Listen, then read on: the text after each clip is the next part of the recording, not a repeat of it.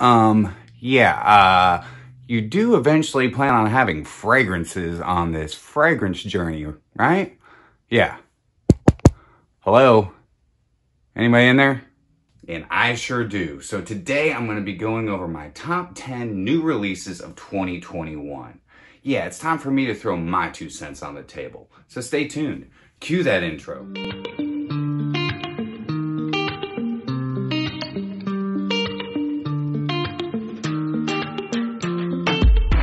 Welcome back, Fragrance Family, to another episode of My 2 Cents. My name is Brian, and this is the show all about boosting your confidence through the art of fragrance and becoming a lasting scent memory. Okay, so you get one video, one episode that kind of correlates with what every other fragrance reviewer is doing. As you know, I like to set myself apart. I like to be unique. I got a whole notebook full of buttloads of content for a lifetime, well, not lifetime, but a long time of unique content. Because I'm all about being unique, helping boosting your confidence through being unique and smelling the best that you can. But I decided I'm going to be doing one episode a week that everybody else is doing. Not trying to discredit all the rest of the fragrance reviewers, because I love watching them. I watch them all. They're great. They all have their own niche. They all have something to bring to the table. And that I really love. But for this guy and my 2 cents, I like to do something different all the time. YouTube doesn't like it because it doesn't really throw me out there. So if you enjoy my content, do me a favor. Share me. Share my 2 cents across the interwebs. It really would help me get my algorithm out there. And don't forget to like, comment, share, and subscribe. So without further ado, let's get into the new releases that I think you need to get your nose on in 2021. In today's Whiffs and Sniffs. So this isn't a designer list or a niche list. It's a smorgasbord of all different fragrances that I've picked up thus far that I think are the best. And it's a rank list. What? That's right, it's a rank list. I don't ever do rank lists, but I thought this was a good list to go from the bottom to the top. So let's get into it. So number 10, Amouage Boundless. Yeah, this is a great fragrance. It really is. But the reason it takes my number 10 spot, after I did my full review, I went over and started watching a bunch of reviews on this. And everybody's like, oh, this is the best thing to happen to Amouage. To me, it's not. It is really good. It's got a really nice kind of dark blood orange note in it. And of course, the frankincense that Amouage is known for. Now, do I think it's the best Amouage thus far? No. I think it's really, really good though. And I think it's definitely worth a whiff and sniff. Amouage Boundless, number 10. Coming in at number 9, Yves Saint Laurent, Y Le Parfum. I really do like this fragrance. It's really good. It takes the Y DNA, rounds it completely out. It's different than the EDT and the EDP, though EDP is still my favorite, or is live. I don't know. You'll have to wait and find out because I'll be doing my review on that here soon. But Le Parfum, what it does is it dumbs out a lot of that kind of soapy cleanliness, adds a little bit of sweetness, and darkens it up a little bit. This, though, for me, is more of your evening wear, will work really well in the colder months. Though you could wear it in the summer, you just gotta be easy on the trigger. So at number 9, definitely deserves a whiff and sniff, and that's Y Le Parfum. Coming in at number 8 is from Paco Rabanne, and it's Invictus Victory. Yeah, if you haven't seen my full review on this, you need to go check it out.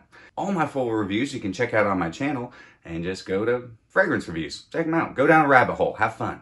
Finally did something for me. They created a Invictus that is more mature. Though this could be worn by any ages, it's got more depth to it. It takes out that bubblegum sweetness.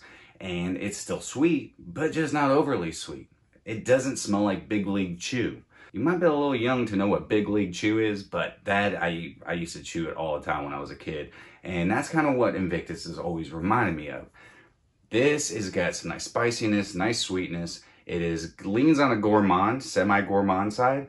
It's victorious in my books. So Invictus Victory, coming in at number 8. Coming in at number 7 comes from the house of Giorgio Armani and is Code Eau de Parfum.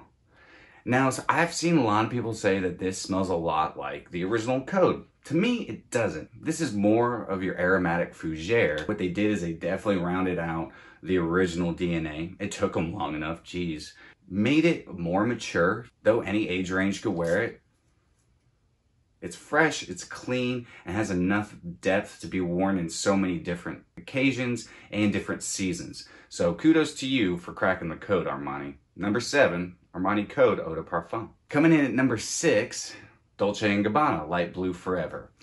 Okay, so I've seen comments saying that this doesn't last on their skin, and that sucks. And that is the problem with fragrances, that the juice goes in the bottle, smelling exactly the same, but it's once it hits your skin, it's when the magic happens or it doesn't happen. And for me, the wizardry is strong in this one. The grapefruit note is so photorealistic. You get all the grapefruit, the nice juicy citrus inside, the bitterness coming from the rind and the pith. I think it's amazing. It dries down really nice, gets nice and woody, but it's fresh, it's bright, it's super citrusy right off the bat. If you don't like grapefruit, and sometimes grapefruit kind of reminds you of like BO, body odor, then this might not be for you. But I highly suggest getting a whiff and sniff on Dolce & Gabbana Light Blue Forever. Coming in at number 5 is Stranger's Perfumery Yuzu Soda. I know I've been talking about this, guys, and you definitely need to go check this out. This is such a cool fragrance. Aldehydes in it, and the nice yuzu and all the fruitiness and pear. Oh my God. It smells like a fruity cream soda. I'm gonna spray some right here. Oh my God. And this thing's got lasting power. The aromatics in it just cling to your skin and stay all day long. The hotter that your skin heats up, the more this projects and lasts. Quit giving into the hype and start being strange with Stranger's Perfumery Yuzu Soda. Number 4, Acqua Dejo Profondo Lights. Yeah, they did something. They stripped the DNA of Acqua Dejo. They created a bright, fresh, and green Acqua Dejo. I think this is a great addition to the Acqua Dejo line. Longevity is decent. I get between 6 and 8 hours. It's got a great transition from the top to the dry down. It still has a little bit of the aquatic DNA in it, but you don't sense a lot of the Profondo DNA or the Acqua Dejo DNA. They did a great job. Alberto Marias, again, bang up job. That man, I don't know what he's doing over there, but he's doing something great. This definitely deserves a whiff and sniff. At number 4 is Acqua Dejo Profondo Lights. Coming in at number 3 is the newest addition to Naughton & Wilson, and it's Vivre. Yeah, man, I just did my review of this because I do love those fruity fougères or chypres. I see a lot of people categorizing this as a chypre. I think I'm going to go back to it's a fougipre. Why? Because it does have some fougère qualities, but it does have some chypre qualities as well. It is nice and fruity up top, has a beautiful London dry gin, has this really nice clove spiciness, and the woods and oak moss in it are done superbly. This leans more for the mature gentleman, but I think that any age range could wear this. This is one of those fragrances that it's gonna power throughout your day, great for an office fragrance or any kind of work, whatever you do. I highly suggest getting your nose on Naughton & Wilson Viveur, number 3. What's gonna be Brian's number 2 pick? What's it gonna be? If you guess gourmand, you're right, and it is Navitus Parfums, The Embrace. Guys, I'm telling you, this gourmand is incredible. If you don't like gourmands, this isn't going to be for you. But there's something about this fragrance. It is so warming and embracing, and it's attention grabbing because it's so unique. The sesame oil with the almond in this and the sandalwood, it's creamy, it's dreamy, it's delectable, and it just makes you feel good. And I love feel-good fragrances. So if you do as well, I highly suggest checking out Navitus Parfums, The Embrace, coming in at number 2. So guys, I actually lied. There's 11 fragrances in this. 11. Because there's a tie for number 1. Yeah. And I just did my review on this one, and it's coming from the house of Bortnikoff, and it's Tabac Dore.